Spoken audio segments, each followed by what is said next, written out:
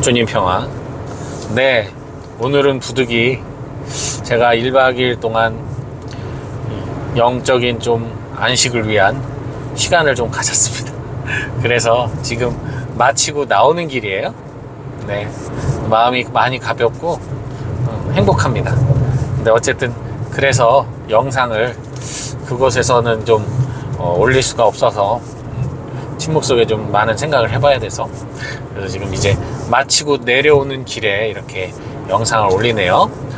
오늘 교황주일이에요. 우리 프란치스코 교황님 요즘 건강도 많이 안 좋으시고 여러모로 많은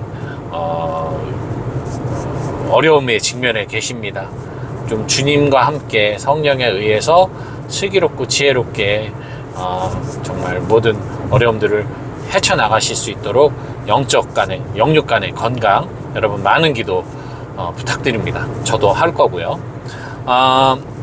오늘 그 하여라는 여인과 야이로라는 회당장의 딸 소녀에 대한 이야기가 오늘 복음의 골자인데요.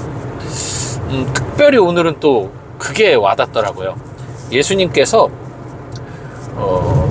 그 딸을 탈리타쿰 해가지고 죽은 딸을 되살리십니다. 그리고는 아무에게도 이 얘기를 전하지 말라, 얘기하지 말라 그러세요.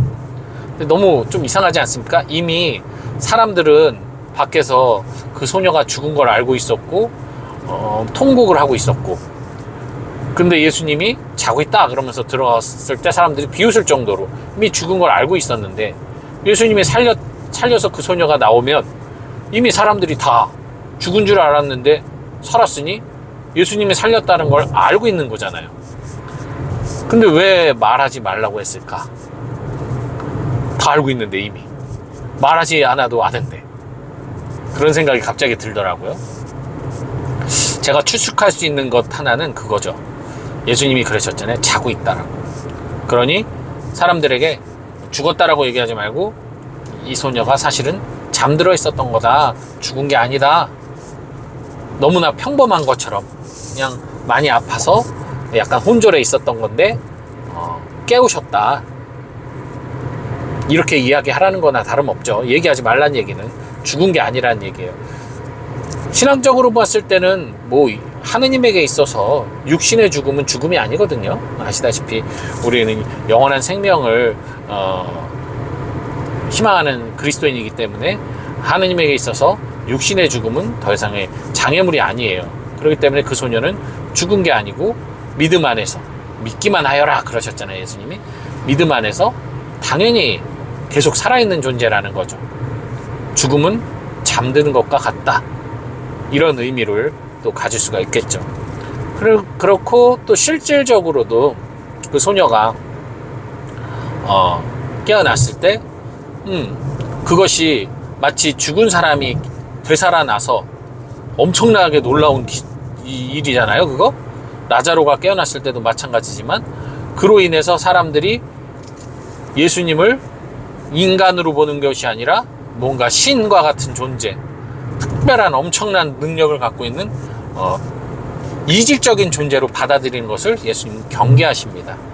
예수님이 하느님 나라의 복음을 선포하는 것은 어디까지나 인간으로서 하느님을 사랑하고 하느님을 아버지로 믿고 있는 한 인간으로서 인간의 생각과 말과 행동으로 하느님 나라를 선포하려는 것이 예수님의 뜻이지, 어떠한 기적과 놀라운 능력으로 사람들에게 경외감을 품어줘서 그로 인해서 사람들이 하느님을 믿게 하려는 것을 매우 지향하셨어요. 왜냐? 이미 구약을 통해서 너무나 드러났기 때문에. 구약의 하느님이 얼마나 많은 놀라운 기적을 베풀고 엄청난 능력으로 이스라엘 백성들을 치시기도 하고 구원해 주시기도 하셨어요.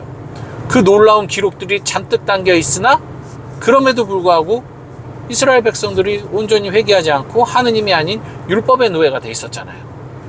하느님의 권능에 기대는 것이 아닌 율법 하느님의 권능에 기대어 살았단 말이죠. 그러니 기적이나 놀라운 능력은 유효기간이 있다. 우리가 마치 성지순례를 가고 휘정을 갔다 오면 한동안은 상당히 홀리하죠. 그러다가 어느 정도 시간 지나면 그 홀리함이 빠지면서 떨어지면서 약발이 떨어진다고 하죠. 다시 세속 삶을 똑같이 예전처럼 살아가는 우리 모습 보면서 실망하기도 하는데, 그게 내가 뭐 이상한 게 아니라 너무나 자연스러운 거거든요. 그래서 그런 거룩함 안에, 놀라움 안에, 기적 안에 생겨나는 믿음은 너무나 유통기한이 짧다.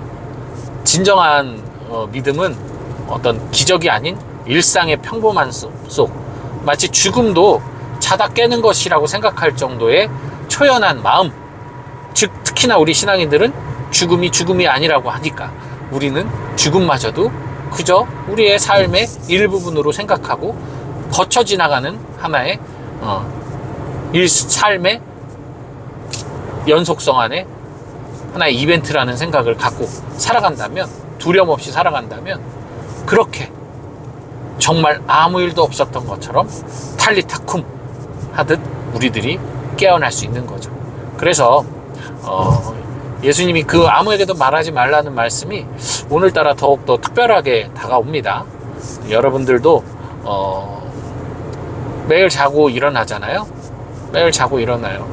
잠을 잘 못 자는 분들도 계시죠. 저 같은 경우도 무호흡증이 심해서 아마 좀 검사를 받아봐야 될 것 같긴 한데, 잠을 거의 제대로 못 자요. 잠의 어떤 질도 많이 떨어지고, 그러다 보니 자도 잔 것 같지 않고 너무나 피곤하고 하는 상황들이 계속 되고 있단 말이죠. 우리들이 잠을 잊은 삶을 살고 있다는 게 상당히 사실 두려워요. 왜냐하면 잠은 작은 죽음이라고 일컬어집니다. 우리가 잘 자는 것 또한 잘 죽기 위한 훈련이라고 저는 생각을 해요. 그런데 우리가 그렇게 잠을 제대로 못 자다 보면 죽음에 대한 준비도 마찬가지로 소홀히 할 수밖에 없을 수 있습니다. 그렇기 때문에 잘 자고 일어나는 거, 그리고 그것처럼 또 우리가 죽음을 잘 준비하는 것도 중요하다고 생각을 합니다. 우리가 무호흡증이 심해지면 치매에 걸려요. 치매에 걸릴 확률이 높다고 합니다. 뇌가 데미지를 입어서. 마찬가지인 것 같아요. 영적인 수면을 잘 못 취하는 그런 무호흡증, 영적 무호흡증에 걸리면 결국 우리가 신앙생활에서도 기억해야 할 것을 기억하지 못하고 떠올려야 할 것을 떠올리지 못하는, 그저 과거에만 머물고 현재를 살지 못하는 그러한 영적 치매에 걸릴 수 있습니다. 그러니 여러분들, 죽음을 잘 준비하는 것도 우리에게 매우 중요한 삶의 어떤 한 신앙생활의 한 부분이 아닐까 싶어요. 저는 그게 잠을 잘 자는 것 또한 수면의 질을 높이고 푹 자고 내가 오늘 해야만 한다는 일에 얽매이지 않고 잠잘 때는 어떠한 것도 근심도 내려놓고 잠을 목적으로 하여 푹 자는 것, 그래서 개운하게 일어나는 것, 그것이야말로 그 훈련이야말로 우리가 나중에 죽고 부활할 때 기대할 수 있는, 부활할 때의 그 기쁨의 작은 체험이 아닐까라는 생각을 해봅니다. 어쨌든 여러분, 오늘 좀 늦지막히 영상을 올리지만 오늘 밤 여러분들 숙면 취하셔서 내일 아침에 정말 개운하게, 이게 정말 부활의 기쁨이구나 느끼면서 일어나는 그런 밤이 되시길 바랍니다. 주님 평안.